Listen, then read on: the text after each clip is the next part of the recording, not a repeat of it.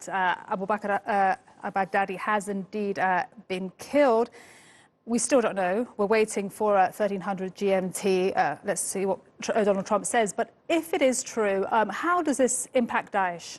Well, if the DNA and the biometric analysis pans out, then it does certainly seem that the world's most notorious terror group and its leader has been eliminated from the face of the earth. But now we have to look at what does Daesh do next. It does seem that some of the initial preliminary reports also indicates that the second in command of Baghdadi was also killed in that joint special operations command strike in Barisha. That's a small little village around 5 kilometers from the Turkish border in the northwest province of Idlib. Of course, now Daesh's so-called caliphate has been decimated. They no longer control massive amounts of territory.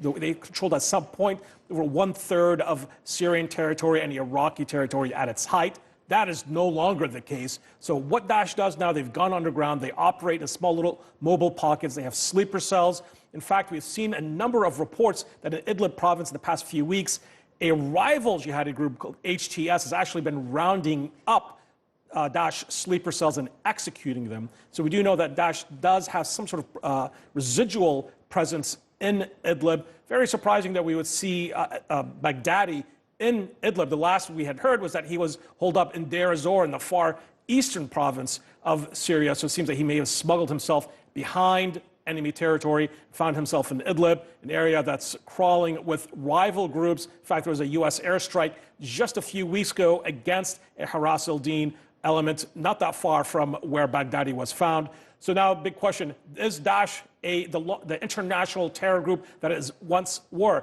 It's pretty clear that they no longer have the ability to plot and carry out international terror attacks, but they still have the residual ability to regroup. So now it's a matter of vigilance and ensuring that Baghdadi's successor isn't able to recreate that terror network that Baghdadi was, but certainly a big day on the war on terror.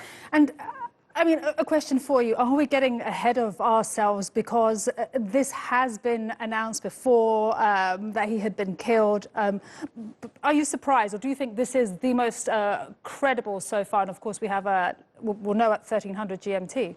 Well, I think here what makes it so credible is the fact that you had ground forces, special forces operators on the ground. If it was just an airstrike or a drone strike, it makes it much more difficult to confirm. Biometric data means that you have to get the body, possibly even the head.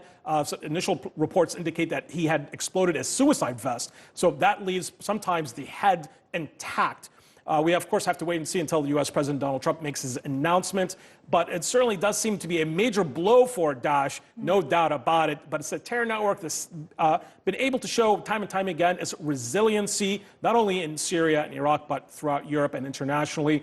But at least one major blow, not only against the terror network, but perhaps also justice for the thousands of Syrians, Iraqis, and others who have been victimized by al-Baghdadi and his terror group.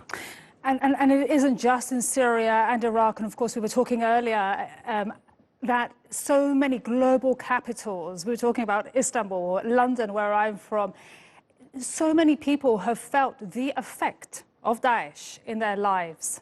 Absolutely. We've seen a number of Turkish police raids against Daesh sleeper cells in Turkey. Some of that may have actually led to the intelligence that led to the to the killing of al-Baghdadi. We have to wait and see. Of course, this certainly been an intelligence-driven operation, so Turkey was probably involved. Of course, Daesh's attacks in Belgium, Paris, Manchester, London. So this is certainly a strike against a terror group that operated internationally, but it's also a terror group that's still trying to inspire using its warped ideology, others to launch these type of attacks. But taking out its leader, certainly tactically important, but there's going to be a number of strategic efforts and cooperation in terms of intelligence sharing that will have to continue between Europe, Turkey, and the United States moving forward. And we heard from Ankara earlier today, that's exactly what they're doing. Oubai Shahbandar, for now, thank you very much indeed. And of course, we'll